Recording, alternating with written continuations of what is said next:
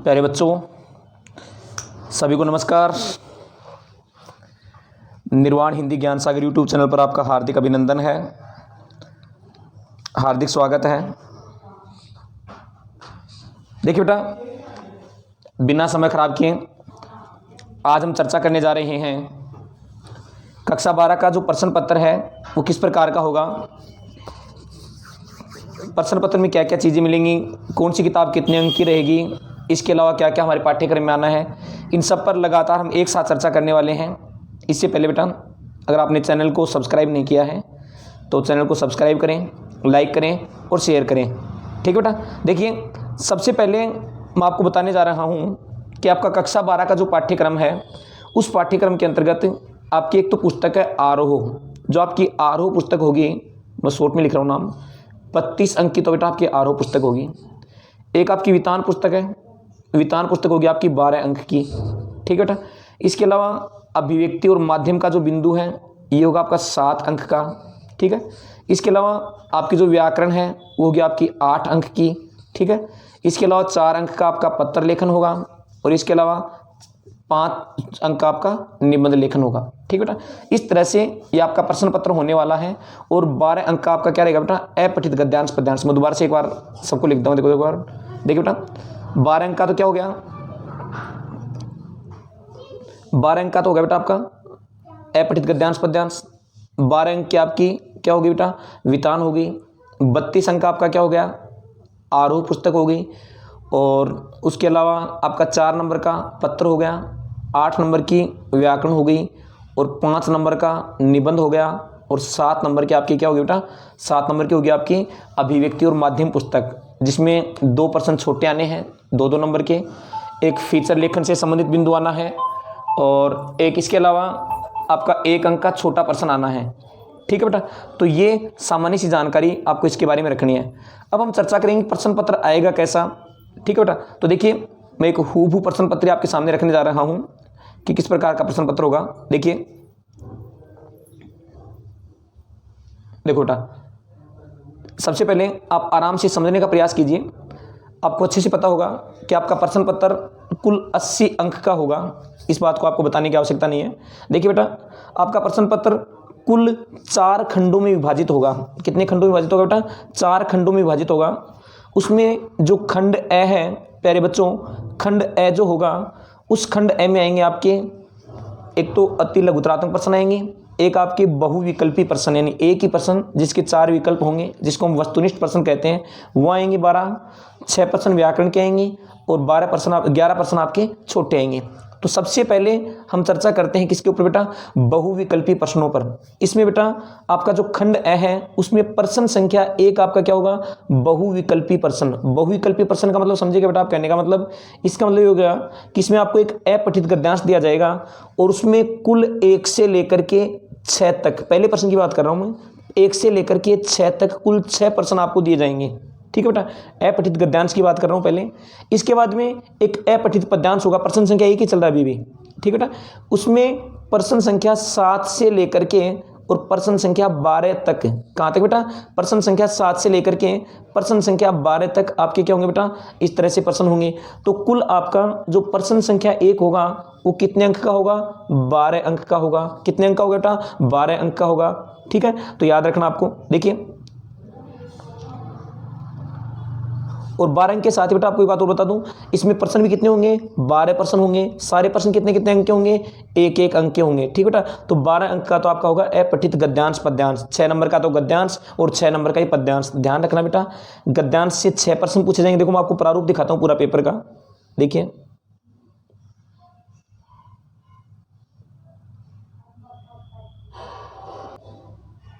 देखो बेटा, ये प्रारूप आपके सामने। सबसे पहले देखिए, अब अपठित गद्यांश तो कुछ भी हो सकता है, जरूरी नहीं कि यही परीक्षा में आए, कहीं से भी आ सकता है।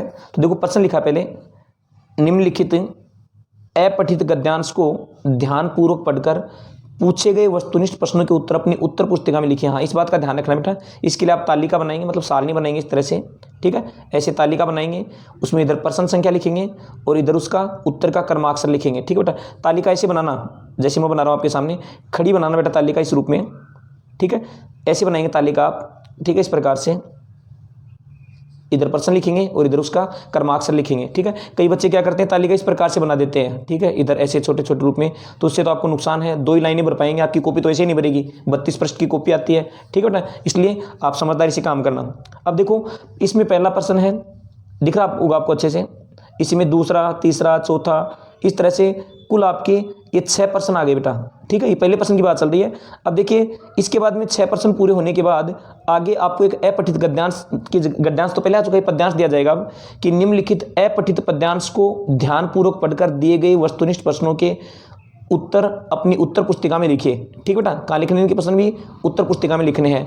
तो ये आपको क्या दिया जा रहा है, एक पद्यांश दिया जा रहा है कि धरकर चरण विजित श्रृंगों पर झंडा वही उड़ाते हैं, अपनी ही उंगली पर जो खंजर की जंग छुड़ाते हैं। हो सकता है ये आ भी जाए परीक्षा में, पर अपठित गद्यांश पद्यांश से बेटा इनकी तो क्या गारंटी हो सकती है, पूछने वाला कहीं से भी पूछ सकता है, ठीक है। तो आप ध्यान रखना, दूसरा प्रश्न नहीं है ये, पहला ही प्रश्न है, और पहले प्रश्न का ये दूसरा भाग है। उसमें से 6 तो कहाँ पूछे जा चुके हैं, गद्यांश में, और 6 ही प्रश्न कहाँ पूछे जाएंगे बेटा, इसके अंदर पूछे जाएंगे। देखो आप प्रश्न संख्या 7 से शुरुआत हो रही है, क्या बेटा, इसकी शुरुआत कहाँ से, प्रश्न संख्या 7, प्रश्न संख्या 8, 9, 10, 11 और 12, ठीक है बेटा। तो ये आपका हो गया प्रश्न संख्या 1। कहाँ से आएगा, अपठित गद्यांश से आएंगे 1 से 6 तक प्रश्न, अपठित पद्यांश से आएंगे 7 से 12 तक के प्रश्न। प्रश्न संख्या 1 पूरा हुआ, ठीक है बेटा। उम्मीद करता हूँ आप यहाँ तक समझ पा रहे हैं अच्छे से, और घबराने की आवश्यकता नहीं है, बिल्कुल आसानी से आप इन प्रश्नों को हल करना, बहुत अच्छे से आपका प्रश्न पत्र हल हो जाएगा, ठीक है बेटा। अब देखिए हम चर्चा करें दूसरे प्रश्न के बारे में। तो प्रश्न संख्या 2 जो होगा बेटा, फिल इन द ब्लैंक्स वाला होगा, यानी रिक्त स्थानों की पूर्ति वाला प्रश्न होगा, ठीक है। अब रिक्त स्थानों की पूर्ति वाले कुल कितने प्रश्न आएंगे, 6 प्रश्न आएंगे। फिर आप ये सोच रहे हो सर आप तो व्याकरण 8 नंबर की बता रहे हो, ये तो 6 ही हुए, ठीक है बेटा। तो देखिए 2 नंबर का आपका पारिभाषिक शब्दावली के प्रश्न जो आगे आएंगे, चर्चा करेंगे अभी उसके बारे में, ठीक है। तो आपको ध्यान रखना है कि रिक्त स्थानों की पूर्ति वाले जितने भी प्रश्न हैं वो सारे के सारे कहाँ से पूछे जाएंगे बेटा, आपकी व्याकरण से पूछे जाने हैं। कहाँ से पूछे जाने हैं, व्याकरण से पूछे जाने हैं, ठीक है। कि आप किताब में देखते रहो कि ये छोटा प्रश्न आ सकता है क्या, फिल इन द ब्लैंक्स में आ सकता है क्या, नहीं, रिक्त स्थानों की पूर्ति वाले सारे के सारे प्रश्न कहाँ से आने हैं, व्याकरण से। देखिए हो सकता है इनमें से प्रश्न आपको मिल जाए, व्याकरण जो प्रश्न पत्र मेरा बनाया हुआ है। देखिए बेटा कि बच्चे के द्वारा परिवार के संपर्क से सीखी गई भाषा क्या कहलाती है, मातृभाषा कहलाती है बेटा। बच्चा अपने परिवार के संपर्क से जो भाषा सीखता है उसे क्या कहा जाता है बेटा, मातृभाषा कहा जाता है। ओके, देखिए मातृभाषा ऐसे लिखा जाएगा, तय और तय के नीचे री लिखा जाएगा, मातृभाषा, इस प्रकार से ये हो जाएगा। आगे चलें तो देखिए बेटा इसके बाद में भाषा को शुद्ध लिखना, ठीक है बेटा, कि भाषा को शुद्ध लिखना, बोलना, शुद्ध पढ़ना, इनका ज्ञान कराने वाला शास्त्र क्या कहलाएगा, बहुत अच्छे से आप जान गए होंगे, व्याकरण कहलाएगा, ठीक है बेटा। इसके बाद में देखिए आगे हम चर्चा करें, पानी गए न उबरे मोती मानुष चून, पंक्ति में रिक्त स्थान शब्द शक्ति। बेटा ध्यान देना, ये शब्द शक्ति पूछिए, आप इसको अलंकार मत कर देना, ठीक है ना। तो आपसे जो पूछा जाए उसी का आपको उत्तर देना है, पहले पढ़ लेना। कई बार क्या होता है, पानी गए न उबरे देखते हैं हम सीधा सलेस अलंकार कर देते हैं, ऐसा नहीं है, ये शब्द शक्ति का प्रश्न है, तो आपको पहचानना है। पहले 2 प्रश्न भाषा व्याकरण लिपि के होंगे, दूसरे तीसरे मतलब जो तीसरे और चौथे प्रश्न है ये शब्द शक्ति के होंगे, और प्रश्न संख्या 5 और 6 जो है ये किसके होंगे बेटा, अलंकार के होंगे। तो प्रश्न संख्या 3 दिख रहा है आपको 2 वाले में कि पानी गए न उबरे मोती मानुष चून, इसमें कौन सी शब्द शक्ति बेटा, इसके अंदर व्यंजना शब्द शक्ति, ध्यान रखेंगे आप इस बात का। वाचार्थ का बोध कराने वाली शक्ति क्या कहलाती है बेटा, वाचार्थ, मुख्यार्थ, संकेतार्थ, तीनों ही अभिधा के नाम हैं, ठीक है बेटा। तो ध्यान रखना, वाचार्थ का बोध कराने वाली शब्द शक्ति क्या होगी, अभिधा शब्द शक्ति होगी, ठीक है। और आप अपनी कॉपी में इनका केवल नाम लिखें, जैसे पहले का उत्तर क्या गया, मातृभाषा, दूसरे का क्या आया, दूसरे का व्याकरण, तीसरे का क्या आया, व्यंजना शब्द शक्ति, चौथे का क्या, अभिधा शब्द शक्ति। तो जो पूछा जाए वही लिखना, पूरी पंक्ति लिख करके फिर बीच में रिक्त स्थान बनाओ, इतना समय बर्बाद नहीं करना बेटा, ठीक है। आगे देखिए उसके बाद में क्या है, रह रह के हवा में जो लोका देती है, वाक्य में रिक्त स्थान अलंकार है। देखो ये अलंकार भी इसके साथ साथ आपके तैयार करवा दूंगा बेटा। देखिए रह रहे का मतलब क्या बेटा, रुक रुक करके, वैसे आपको पता होगा ये आपके नो के पार्ट से है, फिर आप गोरखपुरी जी की जो रुबाइयाँ हैं वहाँ से, रह के, यानी कौन सा अलंकार हो जाएगा इसमें, पुनरुक्ति प्रकाश अलंकार हो जाएगा बेटा। ध्यान रखना 2 अलंकार आपके पाठ्यक्रम में नए जुड़े हैं, कौन कौन से, एक तो पुनरुक्ति प्रकाश अलंकार और एक लाटानुप्रास अलंकार, दोनों ही महत्वपूर्ण हैं। 2 नहीं तो 1 तो कम से कम आपको यहाँ पर पक्का मिलेगा, हो सकता है दोनों ही मिल जाए, क्योंकि दोनों ही अलंकार अब की बार ही जुड़े हैं, ठीक है बेटा। इसलिए आप इनको थोड़ा सा देख लेना, रह के यानी एक ही शब्द लगातार 2 बार आ रहा है लेकिन इसके अर्थ में कोई परिवर्तन नहीं हो रहा है, ऐसी स्थिति में कौन सा अलंकार होगा बेटा, पुनरुक्ति प्रकाश अलंकार होगा। ध्यान रखना प्रश्न ये पूछा जा सकता है कि जब एक ही शब्द लगातार 2 बार आए और उसके अर्थ भी अलग अलग हों तो वहाँ पर पुनरुक्ति नहीं होगा। वहाँ पर क्या होगा बेटा, वहाँ पर यमक अलंकार होगा। कौन सा होगा, यमक अलंकार। लेकिन यहाँ पर कौन सा अलंकार है, यहाँ पर तो आपको दिख रहा है रह के एक ही शब्द लगातार कितनी बार आ गया बेटा, 2 बार, लेकिन अर्थ में कोई परिवर्तन नहीं हो रहा है, इसका मतलब पुनरुक्ति प्रकाश अलंकार हो गया। और देखिए अगला है, जहां शब्दांश या वाक्यांश की आवर्ती होती है वहां रिक्त स्थान अलंकार होता है। तो देखो बेटा, जब पूरे शब्दांश या वाक्यांश की ही आवर्ती हो जाती है तो वहां पर लाटानुप्रास अलंकार होता है। कौन सा होता है, लाटानुप्रास। ध्यान रखना, यह अलंकार अब की बार ही जुड़ा है आपके पाठ्यक्रम में। कौन सा बेटा, लाटानुप्रास जो है यह अलंकार अभी जुड़ा है। हो सकता है दोनों ही प्रश्न ऐसे कैसे भी मिल जाए आपको, नहीं तो इनके उदाहरण देकर के पूछ ले जाएं। इसलिए बेटा आप इन प्रश्नों को थोड़ा सा ध्यान से पढ़ लेना, ठीक है। समझ गए मेरी बात को अच्छे से। पहला प्रश्न किसका बेटा, अपठित गद्यांश का, पद्यांश का। गद्यांश से 6 प्रश्न, 7 से 12 तक के पद्यांश से। प्रश्न संख्या 2 किससे आएगा बेटा, फिल इन द ब्लैंक्स वाला, यानी रिक्त स्थानों की पूर्ति कीजिए, ठीक है बेटा। कौन सा, प्रश्न संख्या 2 रिक्त स्थानों की पूर्ति कीजिए। इसमें आपकी व्याकरण आएगी। पहला दूसरा प्रश्न किससे संबंधित होगा, भाषा व्याकरण लिपि से। तीसरा चौथा शब्द शक्ति से। पांचवा छठा अलंकार से, ठीक है। हाँ, अगर आपने नहीं पढ़ रखी है तो मैं जल्दी एक वीडियो बनाने वाला हूँ आपकी, इसके लिए भी पूरी व्याकरण जल्दी से जल्दी हो सके कि आप 40-50 मिनट में हम पूरा कर लें। हालांकि असंभव है लेकिन प्रयास करेंगे कि इसको भी हम जल्दी पूरा करें, ठीक है बेटा। देखिए आगे, उसके बाद में प्रश्न संख्या 3 पर आइए बेटा। देखो अब तक यहाँ तक कुल कितने प्रश्न आ गए हैं, इस बात का ध्यान रखो। प्रश्न आए ही 2 हैं, वैसे देखो 12 प्रश्न तो पहले में आ गए और 6 प्रश्न ये आ गए, 18 प्रश्न हो गए अब तक, ठीक है बेटा। अब देखिए आगे चले, प्रश्न संख्या 3, ठीक है बेटा। वेरी शॉर्ट टाइप क्वेश्चन है, अति लघुतरात्मक प्रश्न। कैसे है बेटा, अति लघुतरात्मक प्रश्न है ये, ठीक है। तो देखो जो अति लघुतरात्मक प्रश्न है, इनमें पहले 2 प्रश्न तो कहां से आएंगे, ये आएंगे बेटा पारिभाषिक शब्दावली से, ठीक है। इसमें भी पहले प्रश्न के 2 प्रश्न होंगे, निम्न पारिभाषिक शब्दों के अर्थ लिखिए, ठीक है बेटा। अब जैसे डेपुटेशन दे रखा है, मेमो दे रखा है। डेपुटेशन का मतलब प्रतिनियुक्ति होता है बेटा, ठीक है, और मेमो ज्ञापन को कहते हैं। हो सकता है मेमो आपको मिल भी जाए, ठीक है ना। आप पारिभाषिक शब्दावली के इन प्रश्नों को जरूर देखना। देखो मैं बताता हूं आपको, अब तक क्या पूछा जा चुका है, एफिडेविट शपथ पत्र होता है, सर्क्यूलर परिपत्र होता है, नोटिफिकेशन अधिसूचना होता है, ठीक है। ये तो मेरी जानकारी में जो पूछे जा चुके हैं, ठीक है बेटा। इसलिए आप ध्यान रखना, ये भी पूछे जा सकते हैं। मेमो पूछ लिया जाए, मेमो का मतलब ज्ञापन होता है, ठीक है बेटा। हाँ, डेपुटेशन प्रतिनियुक्ति कहते हैं। एक बेटा ये तो हो गए 2 प्रश्न आधे नंबर के हैं, ठीक है बेटा। 1/2 और 1/2 आधे नंबर के तो ये हो गए, ठीक है बेटा। अब देखो आगे हम चर्चा करें। देखो इसके बाद में त्याग पत्र शब्द पूछा है। ये क्या होगा बेटा, एक हिंदी का शब्द आएगा और उसका आपको अंग्रेजी पारिभाषिक शब्द लिखना पड़ेगा, ठीक है बेटा। जैसे त्याग पत्र रिजाइनेशन को कहा जाता है, ठीक है।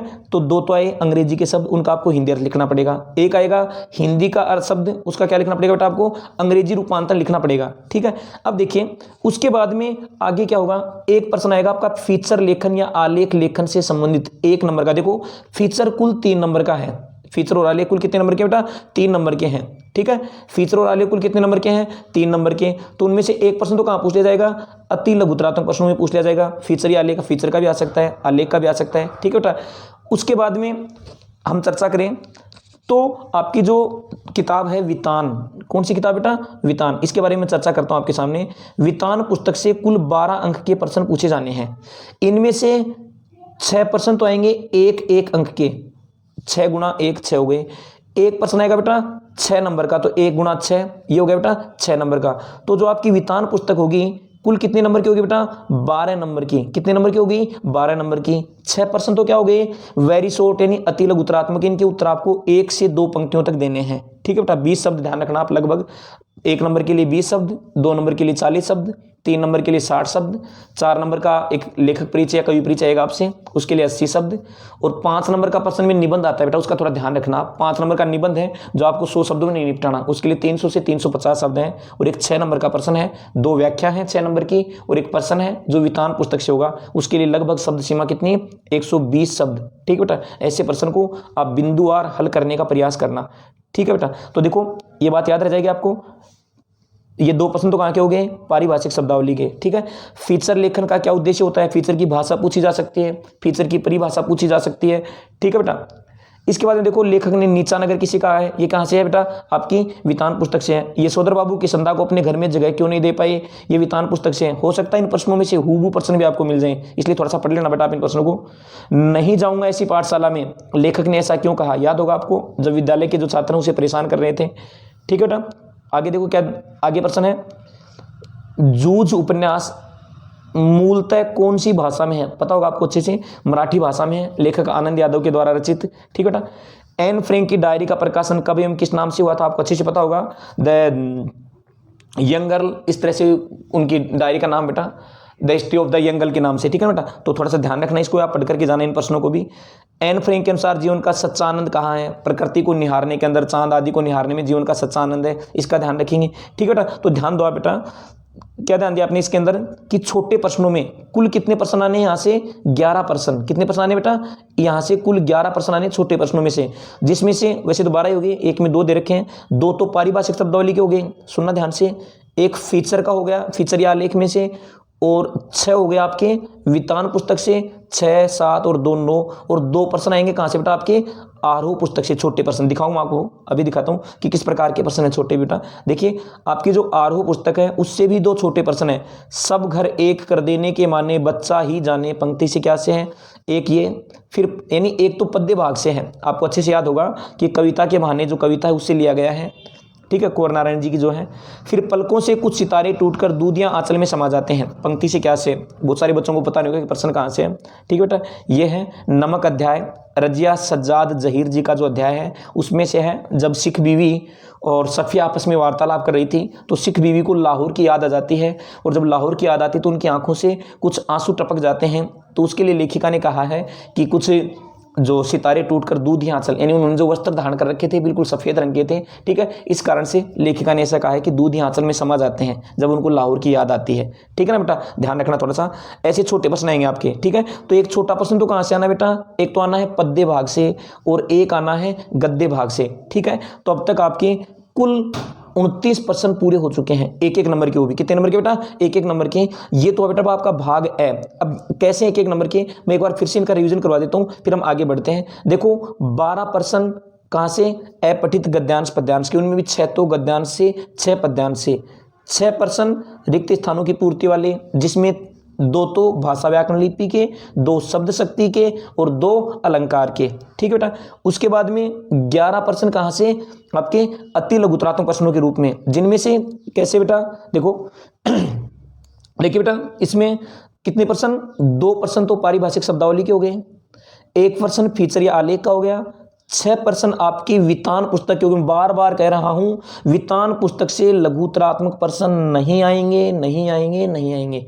एक नंबर के 6 प्रश्न आएंगे और 6 नंबर का एक बड़ा प्रश्न आएगा। ठीक है बेटा, तो ये हो गए 6, एक इसके अलावा देखो 2, 1 3 और 6 9, और 2 प्रश्न कहाँ से हो गए, आपकी आरोह पुस्तक से हो गए, एक पद्य भाग से, एक गद्य भाग से। तो बेटा ये हो गए आपके कुल 29 प्रश्न, 29 क्वेश्चंस। ठीक है बेटा, हाँ अब हम आगे चलते हैं। ये वो आपका पहला भाग पूरा, खंड ए पूरा हो गया है। अब हम चर्चा करते हैं खंड ब के बारे में। किसके बारे में बेटा, खंड ब के बारे में चर्चा करते हैं। और खंड ब के जितने भी प्रश्न हैं, देखो आपको दिख रहे होंगे, इनका अंक भार कुल 2 अंक है। कितना अंक है बेटा, 2 अंक। एक प्रश्न देखो, एक गलती से लिखा गया है बेटा, ये शब्द है। ठीक है बेटा, हाँ ध्यान रखना है कि निम्नलिखित,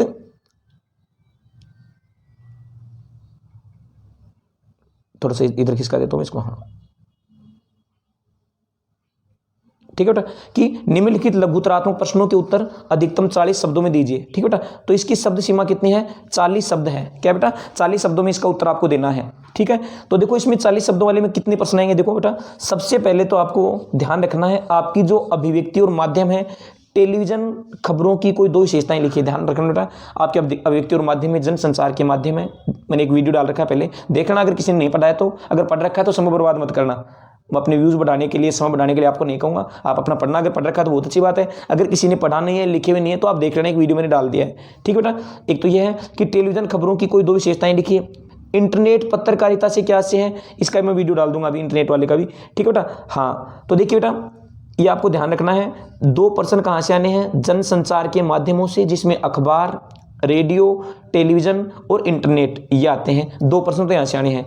एक आना बेटा आपका आलेख या निबंध। देखो क्या लिखा है, एकल परिवार विषय पर एक आलेख तैयार कीजिए। ठीक है बेटा, ये तो नहीं कह सकता कि ये आलेख आएगा, ठीक है, लेकिन एक 2 नंबर का प्रश्न आलेख या फीचर से आएगा। ठीक है बेटा, तो देखो प्रश्न संख्या 4 और प्रश्न संख्या 5 कहाँ से हो गए? अभिव्यक्ति और माध्यम से। बार बार कह रहा हूँ, जिन बच्चों ने नहीं पढ़ा है जरूर पढ़ के जाना बेटा। यहाँ से आपको 2 प्रश्न मिलेंगे, कहीं आपको ये ना लगे कि ये प्रश्न कहाँ से आ गया। ठीक है बेटा, तो 2 प्रश्न तो आपको कहाँ से मिलेंगे? अभिव्यक्ति और माध्यम से। एक प्रश्न कहाँ से मिलेगा? आलेख या फीचर से। ठीक है बेटा, ये बात मेरी याद रहेगी आपको अच्छे से। अब देखो हम आगे बढ़ते हैं, किताबों का काम अब शुरू होगा। देखिए अब क्या है बेटा, अब हम प्रश्न संख्या 7 की बात करें तो प्रश्न संख्या 7 जो आपका होगा, प्रश्न का जो प्रारूप यही मिलेगा बेटा, प्रश्न पत्र इसी क्रम में होगा। हो सकता है ये प्रश्न तो कैसे मिलेंगे, ये तो पेपर मेरा बनाया हुआ है बेटा, हो सकता है इसमें से प्रश्न कुछ जरूर मिल जाए, लेकिन प्रश्नों का जो सीरियल क्रम है, सीरियल जो होता है, क्रम होता है, वो इसी प्रकार से होगा। 4 नंबर जो आपका प्रश्न है वो 4 नंबर का प्रश्न इसी से होगा, खबरों से संबंधित अभिव्यक्ति और माध्यम से। 6 नंबर का प्रश्न भी इसी से अभिव्यक्ति और माध्यम से होगा। 7 नंबर का आलेख या फीचर ही होगा। और जो आगे प्रश्न जो 6 नंबर का, 7 का तो हम अभी आगे चर्चा करने जा ही रहे हैं। देखिए बेटा, तो आगे के जो प्रश्न है, मेरा पर्दा खोले हैं या अपना पर्दा खोले हैं, पंक्ति से क्या से याद आ गया होगा आपको। फिराक गोरखपुरी जी की पंक्तियां हैं। 2 नंबर का छोटा प्रश्न है बेटा, ठीक है, लघुतरात्मक। और 2 नंबर के प्रश्न के लिए शब्द सीमा कितनी? 40 शब्द। कितनी बेटा? 40 शब्द। देखो आगे, जग भव सागर तरने को नाव बनाई, मैं भव मोजों में मस्त बहा करता हूँ। कहाँ से पंक्ति याद आ गई आपको? हरिवंश राय बच्चन जी वाले पाठ से है। कहाँ से बेटा? हरिवंश राय बच्चन जी का जो पाठ है वहाँ से पंक्ति है। तो इसके अंदर क्या बेटा, 2 प्रश्न हो गए। एक तो ये मेरा पर्दा खोली हो गया और एक ये हो गया। ये कहाँ से है? पद्य भाग से। ठीक है बेटा, उसके बाद में देखिए 2 ही प्रश्न गद्य भाग से दे रखे हैं। कौन सी घटनाओं ने चार्ली के जीवन को प्रभावित किया, और एक जीजी ने इंद्रसेना पर पानी फेंके जाने को किस प्रकार सही ठहराया। ठीक है बेटा, ये कहाँ से हैं? ये गद्य भाग से हैं। तो आपको मेरी बात समझ आई क्या बेटा? जो आपका कौन सा भाग, जो भाग ब है, खंड ब है, इससे देखो 3 प्रश्न तो ये हो गए, 4 5 6 7, कुल 7 प्रश्न हो गए बेटा। कितने हो गए? 7। और एक प्रश्न कितने नंबर का? 2 नंबर का। कितने अंक का हो गया बेटा? 14 अंक का आपका खंड ब हो गया। ठीक है, यहां से कुल कितने प्रश्न आने हैं? 7 प्रश्न आने हैं। 2 प्रश्न कहां से? अभिव्यक्ति और माध्यम से, जिसमें रेडियो, दूरदर्शन, अखबार, इंटरनेट आदि होंगे। 1 प्रश्न फीचर या आलेख से संबंधित।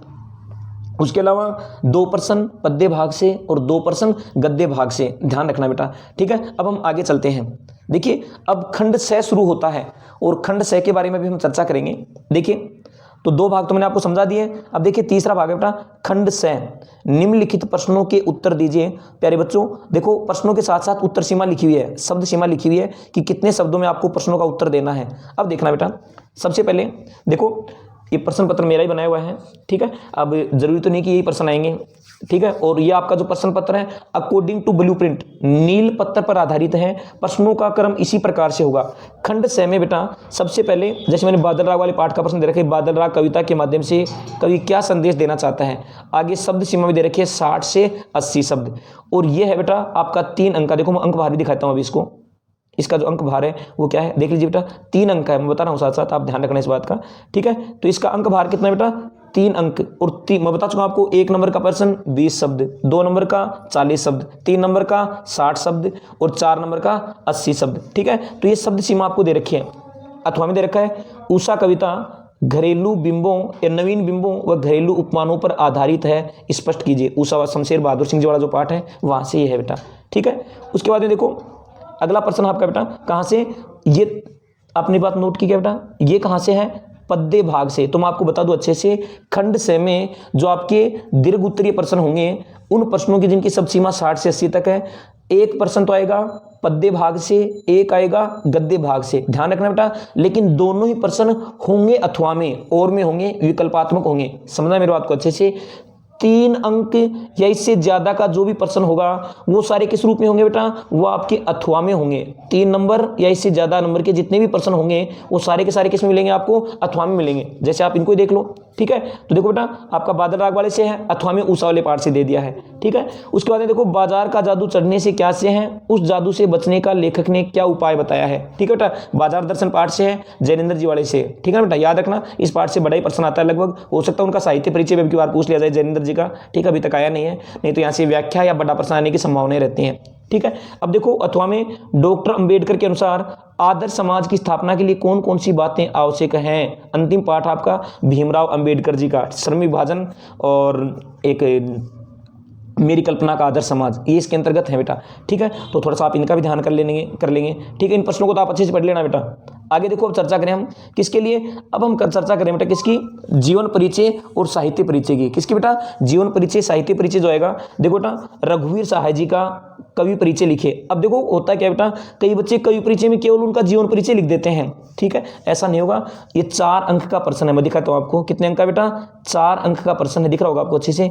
और 4 अंक के प्रश्न के लिए लगभग आपको 80 शब्द लिखने पड़ेंगे। लगभग कितने बेटा, 80 शब्द आपको कम से कम लिखने पड़ेंगे। देखो दे भी रखे शब्द सीमा। ठीक है, कि 80 से 100 शब्दों में इसकी शब्द सीमा दे रखी है। रघुवीर सहाय जी का कवि परिचय ये है। ठीक है बेटा, हाँ। अथवा में फणीश्वर नाथ रेणु जी का, बेटा वेरी इंपॉर्टेंट लग रहा मुझे, फणीश्वर नाथ रेणु जी का जो साहित्य परिचय है, हो सकता है आपकी बार परीक्षा में आ सकता है। फणीश्वर नाथ रेणु जी का, महादेवी वर्मा जी का, जैनेन्द्र कुमार जी का और एक हजारी प्रसाद द्विवेदी जी का। आप इनको थोड़ा सा अच्छे से पढ़ करके जाना बेटा। देखो आपको एक बात और बताता हूँ, कई बच्चे क्या करते हैं कि कवि भी पढ़ते हैं और लेखक भी पढ़ते हैं। हालांकि पढ़नी चाहिए, कोई चीज़ छोड़नी नहीं चाहिए, लेकिन अब परीक्षा का समय बेटा मैं आपको बताता हूँ, कवि व लेखक दोनों में से अथवा में आएगा आपके, या तो कवि का करना है या आपको लेखक का करना है। तो आप दोनों में समय बर्बाद करें, क्यों ना आप कवि या लेखक दोनों में से किसी एक को मजबूत कर लें। या तो आप कवियों को मजबूत कर लीजिए या फिर आप लेखकों को मजबूत कर लीजिए। ठीक है बेटा, हाँ। ऐसा नहीं हो कि अपने ये छोड़ दिया, अम्बेडकर जी वाला भी नहीं छोड़ना है, रजिया सज्जाद जहीर जी वाला भी नहीं छोड़ना है। मैंने आप ये को महत्वपूर्ण बताए हैं, गारंटी नहीं कि यही आए। ठीक है बेटा, इसलिए आप सारे कवि परिचयों के अंतर्गत या तो कवियों को पढ़ लीजिए या फिर लेखकों को पढ़ लीजिए। मेरा मानना है कि लेखक पढ़ेंगे बुद्धिमानी होगी। क्यों, क्योंकि कवि तो 11 हैं और लेखक केवल 8 ही हैं। तो ज़्यादा फायदा आपको किसमें हुआ, एक तो 11 पढ़ो, एक 8 पढ़ो। ठीक है ना, तो आप ज़्यादा फायदा रहेगा, बुद्धिमानी ये रहेगी कि आप कवियों को लेखकों को पढ़ लें। ठीक है बेटा, बाकी आपको जैसा अच्छा लगे, जो पढ़ रखे हैं कोई दिक्कत वाली बात नहीं। अगर आपने कवि पढ़ रखे हैं तो बहुत अच्छी बात है। कवियों में निराला जी, तुलसीदास जी, ये महत्वपूर्ण के अंतर्गत आते हैं। हो सकता है तुलसीदास जी का साहित्य परिचय पूछ लिया जाए, वहाँ से बड़ा प्रश्न निश्चित है बेटा, चाहे व्याख्या आए, चाहे बड़ा प्रश्न आए 3 नंबर का, या फिर वहाँ से साहित्य परिचय आ जाए तुलसीदास जी का। ठीक है ना, तो थोड़ा ध्यान रखना बेटा। ठीक है, अब हम चलते हैं आगे। ठीक है बेटा, अब देखो एक प्रश्न आपके, इस प्रश्न के लिए मैं आपको विशेष बल देकर के बताना चाहूंगा बेटा। प्रश्न संख्या 6, मतलब जो आपका 14 है, प्रश्न संख्या 14, ये आएगा बेटा कहाँ से, आपकी वितान पुस्तक से। ठीक है बेटा, कि ये जो आपका प्रश्न है कहाँ से है, आपकी वितान पुस्तक से है। और सबसे ज्यादा अंक भार, हालांकि व्याख्या भी 6 नंबर की है, लेकिन व्याख्या के लिए तो अपने पास मसाला होता है लिखने के लिए। लेकिन प्रश्न संख्या 14 जो है ये कहाँ से आएगा, वितान पुस्तक से आएगा और 6 नंबर का प्रश्न होगा। और यहाँ से बेटा एग्जामिनर से 6 नंबर लेना हमारे लिए बहुत बड़ी चुनौती रहेगी। इसलिए हम बहुत अच्छे से इस प्रश्न को हल करें। 6 नंबर का जो प्रश्न है, प्रयास करना कि आप बिंदुवार इसको लिखने का प्रयास करें। ठीक है बेटा, कहाँ से होगा, वितान पुस्तक से होगा। जैसे सिंधु घाटी सभ्यता साधन संपन्न थी पर उसमें भव्यता का आडंबर नहीं था। ठीक है बेटा, स्पष्ट कीजिए सिंधु घाटी सभ्यता के बारे में कि उसके अंदर दिखावा नहीं था। ठीक है, साधन संपन्न तो थी, सब कुछ उसमें था, लेकिन दिखावा उसमें नहीं था।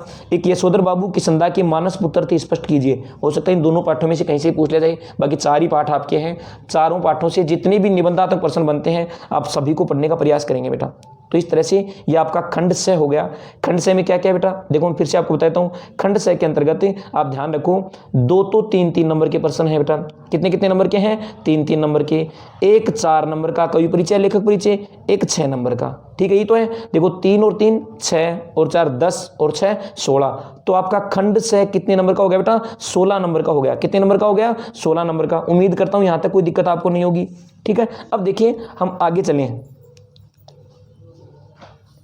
अब आ रहा बेटा आपका कौन सा, खंड द, महत्वपूर्ण है, सारे बिंदु महत्वपूर्ण वैसे तो। ठीक है, अब देखिए बेटा हम खंड द के बारे में चर्चा करने जा रहे हैं।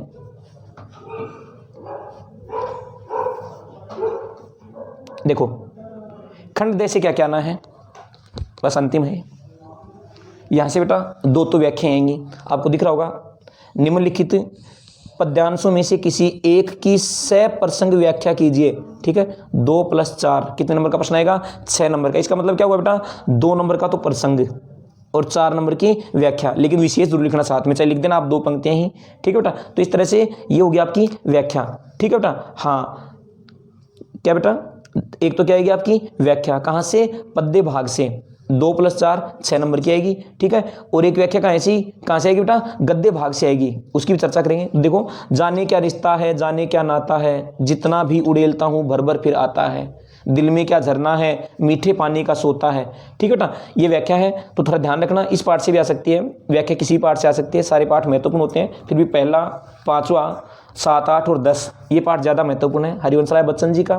ठीक है, एक आपका अध्याय संख्या जो 5 है गजानन माधव मुक्ति बोध जी का सहर्ष स्वीकारा है, निराला जी का बादल राग, तुलसीदास जी का और एक उमाशंकर जोशी जी का। हो सकता है उमाशंकर जोशी जी वाले पाठ से भी व्याख्या आ जाए बेटा, इसलिए आप थोड़ा उसको पढ़ लेना, उसमें 2 ही पाठ हैं, ज़्यादा बड़ा भी नहीं है, एक तो छोटा मेरा खेत है और एक बगुलों के पंख हैं।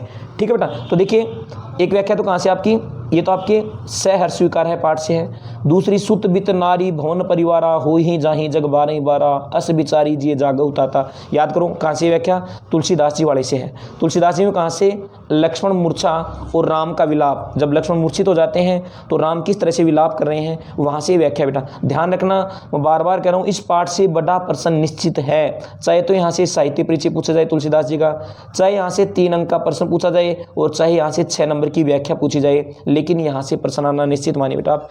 पहली बात तो ये बता दूं, क्योंकि पिछली बार ये पाठ आपके पाठ्यक्रम में नहीं थे, कोविड-19 के तहत ये पाठ हट गए थे। प्रश्न संख्या 7 निराला जी का, प्रश्न संख्या 8 प्रश्न का नाम है पाठ संख्या 7 निराला जी का, पाठ संख्या 8 तुलसीदास जी का और पाठ संख्या 10 उमाशंकर जोशी जी का। ये पाठ पिछली बार नहीं थे, तो तीनों से ही आप लगभग संभावित प्रश्न मान करके चलिए। ठीक है बेटा, तो प्रश्न संख्या 15 पे आपको क्या मिलेगी, व्याख्या मिलेगी। ठीक है, कैसी व्याख्या मिलेगी, पद्य की व्याख्या मिलेगी। प्रश्नों का क्रम यही रहेगा जैसा अपने पास है। ठीक है बेटा, हाँ। अब देखिए उसके बाद में प्रश्न संख्या 16, यहाँ से भी क्या बेटा, यहाँ से भी व्याख्या है। कैसी व्याख्या, गद्य की व्याख्या, गद्यांश की 6 प्रसंग व्याख्या कीजिए। ठीक है बेटा, हाँ। तो देखो ये भक्तिन वाले पाठ से मेरे पास वहाँ जाकर रहने के लिए रुपया नहीं है, ये भक्तिन के प्रस्ताव को अवकाश देने के लिए मैंने कहा था। ठीक है ना, अब इसके लिए पढ़कर तो क्यों समय खराब करना अपना। ठीक है बेटा, तो देखो ये गद्य से व्याख्या है आपकी। ठीक है, और एक अथवा मैंने व्याख्या डाली शिरीष के फूलों से वाले, शिरीष के फूल जो पाठ है हजारी प्रसाद द्विवेदी जी वाला, वहाँ से। ठीक है बेटा, ये महत्वपूर्ण पाठों में आते हैं, महादेव वर्मा, जैनेन्द्र कुमार, हजारी प्रसाद द्विवेदी। ठीक है, ये जो पाठ हैं बड़े महत्वपूर्ण, एक जो आपके गद्य वाले पाठों में तुलसीदास निराला जी, सॉरी पद्य वालों में तुलसीदास निराला जी उमाशंकर जोशी जी, ये महत्वपूर्ण पाठों में आते हैं बेटा। ठीक है, तो देखो 15 नंबर पे व्याख्या पद्य भाग से, 16 नंबर पे व्याख्या गद्य भाग से। ठीक है बेटा, हाँ। अब देखो आगे क्या है, आगे है आपका पत्र लेखन।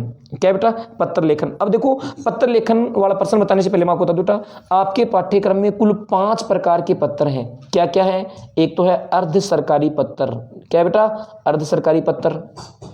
ठीक है बेटा, उसके बाद में और मैं चर्चा करूँ आपके सामने, और क्या है, अर्ध सरकारी पत्र के अलावा निविदा है।